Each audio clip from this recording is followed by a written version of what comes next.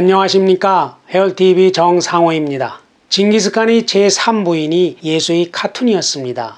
타타르 족장 예케 체렌이 둘째 딸인데 징기스칸이 숙적 타타르를 정복하고 부인으로 삼았죠. 미모와 지혜를 겸비했다고 하는데요. 1219년 징기스칸이 호라즘 정벌에 나서자 칸에게 조용히 제언을 합니다. 생명은 영원하지 않다. 큰 나무와 같은 칸의 몸이 넘어져 버리면 초원이 풀과 같은 백성들을 누구에게 맡길 것인가? 성질을 내려주시오. 장거리 험난한 원정에서 혹시 불상사가 생길 수도 있으니까 후사를 정하고 떠나라는 말이죠. 이때 징기스칸은 57살이었습니다. 당시로는 적지 않은 나이라 후계를 생각할 때였지만 출전을 앞두고 죽음을 입에 담는 것은 금기잖아요. 졸렬한 사람 같으면 화를 냈겠죠. 그러나 칸은 고개를 끄덕입니다. 당신의 말은 바르고 바르다. 지금까지 아우나 자식들 보르초나 무칼리 어느 누구도 건의한 적이 없었다. 내가 조상들의 자리를 계승한 것도 아니고 자신이 창업자라는 말이죠. 죽음을 생각해 본 적이 없기 때문에 잊고 있었다.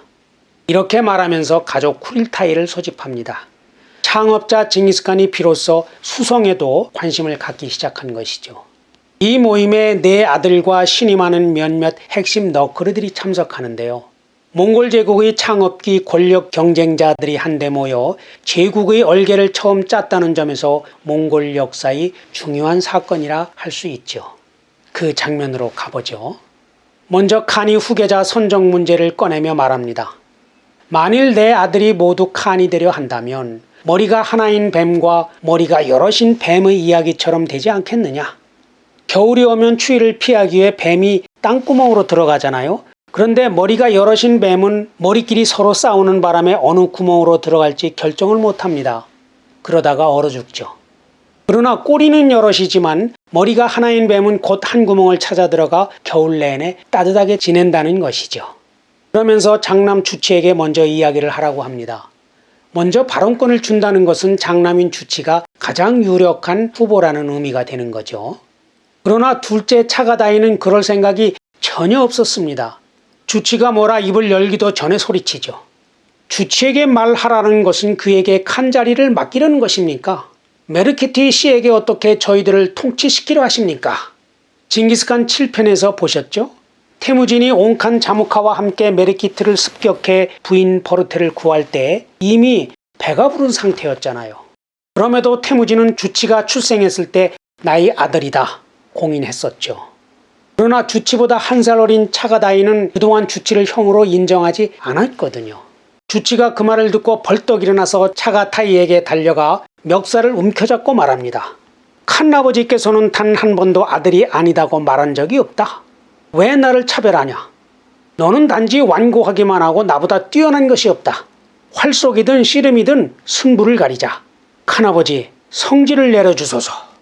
이러면서 서로 옷깃을 움켜잡고 싸움박질을 합니다. 몽골 비사에 따르면 보르초가 주치의 손을 잡아당기고 무칼리는 차가다의 손을 잡아당기며 말리는데 칸은 묵묵히 바라보고 있었다고 하죠. 그때 차가다의 개인교사를 맡고 있던 커커추스가 왼쪽 편에 앉아있다가 일어나서 말합니다. 징기스칸이 몽골을 통일하고 재직위할 때 내 아들에게 각각 개인교사를 붙이면서 커커추스에게 이렇게 당부했었습니다. 차가다이는 고집이 세고 인색하다. 아침 저녁으로 곁에서 그가 넓은 안목을 가질 수 있도록 도와라. 지금이야말로 자기 임무를 수행할 때라고 생각했겠죠. 차가타이, 당신은 어찌하여 이렇게 성격이 급한가? 그러면서 어머니 버르테는 다른 남자를 사랑해 떠나간 것이 아니다. 우리들을 죽이러 온 사람들에게 납치당한 것이다. 생명을 나누어준 어머니를 모욕해 그 마음을 얼어붙게 만든다면 나중에 후회해도 소용이 없다.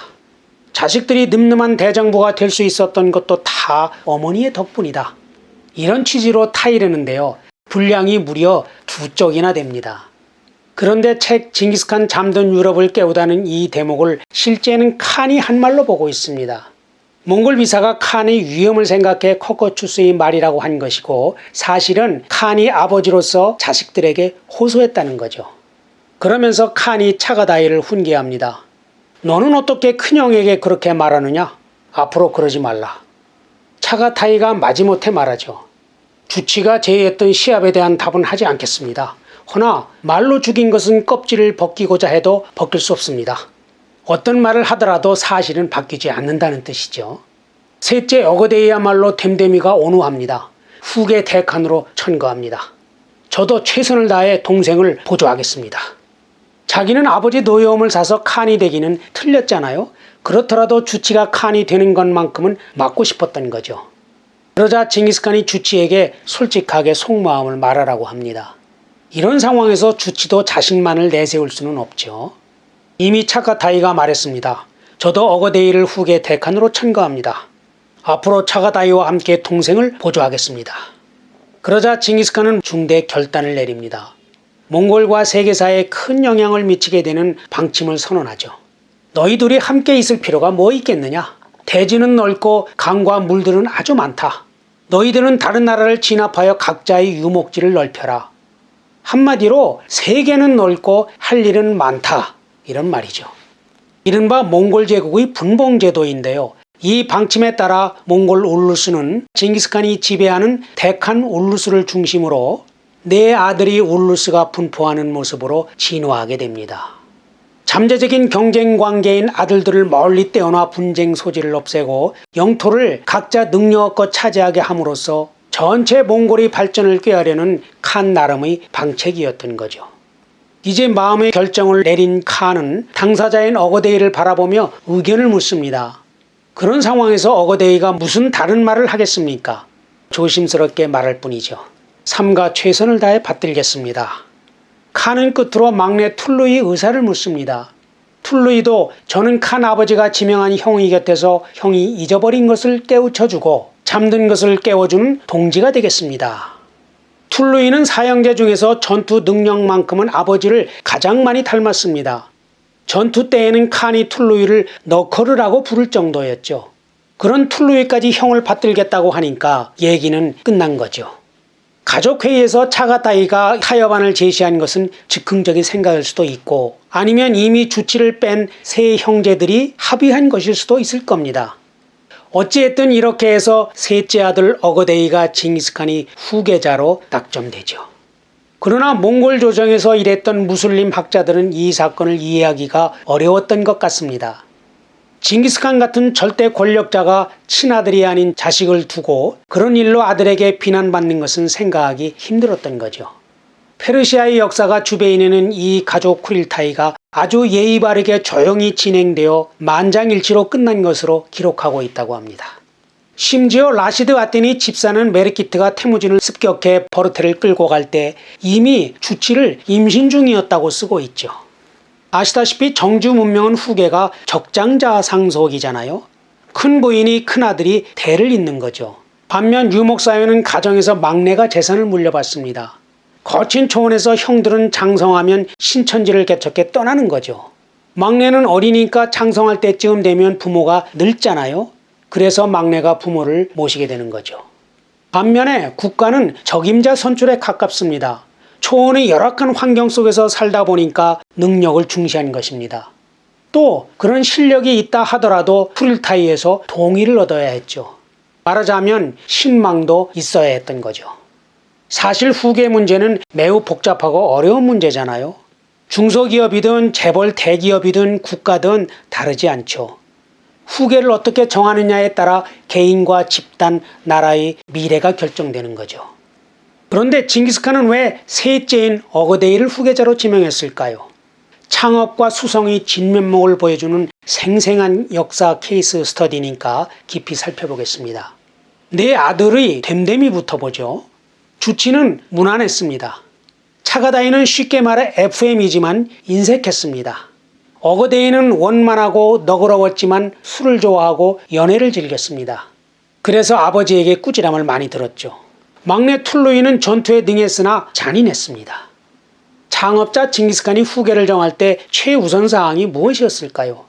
자신이 피땀 흘려 이룬 제국을 안정적으로 다스리고 자신의 이념이 오래 보존되는 것 아니겠습니까? 칸의 판단은 제국의 안정을 위해서는 우선 황금 씨족의 화합이 중요하다고 생각했던 거죠. 이 점에서 주치와 차가타이는 배제됐던 거죠. 툴루이는 세 형들이 막내의 권위를 인정하지 않을 수 있던 거죠. 여기에 다른 기준이 하나 더 있었습니다. 이미 거대 제국이 된 몽골은 힘에 의한 정복보다는 타협과 소통, 넉넉한 포용을 필요로 하고 있었던 거죠. 이 두 항목에서 셋째 어거데이가 가장 경쟁력이 있다, 이렇게 본 것이죠. 창업과 수성하면 떠오르는 인물이 있는데요. 중국 역사에서 가장 위대한 군주로 평가받는 당태종 이세민입니다. 어느 날 당태종이 당나라를 세운 감회에 젖어 신하들을 불러놓고 물었습니다. 창업과 수성 중 어느 것이 더 어려운가? 창업 공신 방현령이 대답합니다. 창업은 수많은 군웅들을 제압하여 최후의 승자만이 이룰 수 있습니다. 당연히 창업이 어렵습니다. 반면 태종 즉위 후 참여한 위징은 생각이 다릅니다. 왕의 자리는 갓난 속에서 어렵게 얻어 안일 속에서 쉽게 잃는 법이라서 수성이 더 어렵습니다. 여러분은 어떻게 생각하십니까? 태종은 이렇게 정리합니다. 이미 창업의 어려움은 지나갔고 지금은 수성의 어려움이 있다. 이제 짐은 그대들과 함께 수성에 힘쓸 것이다. 해월은 당태종의 말을 이렇게 이해하고 싶습니다. 창업과 수성 둘 다 어려운 것은 똑같다. 다만 각각 그 때에 맞춰 성심을 다해야 한다, 이런 뜻이죠. 당태종의 아버지 고조 이연이 당나라를 세우고 후사를 정할 때였습니다. 고조는 용렬한 장남과 유능한 차남 이세민 사이에서 정에 이끌려 우유부단하게 행동하죠. 그러자 이세민이 현무문에 변을 일으켜 형과 동생을 죽여버립니다. 비록 고조가 창업했지만 수성의 때를 놓친 것이죠. 개인의 삶, 회사, 나라 모두 마찬가지일 겁니다. 지금이 창업이냐 수성이냐 그 시기에 맞게 행동하는 것이 중요하다는 것이죠. 하긴 수성에 심혈을 기울인 당태종도 아홉째 아들 고종에게 제위를 물려줬지만 애꿎은 고구려만 멸망시키고 나라는 자신이 후궁이던 측천무후에게 빼앗겼죠. 그만큼 수성이 어려운 것이죠. 준비된 영상은 여기까지입니다. 구독과 좋아요 눌러주시면 힘이 됩니다. 건강하세요.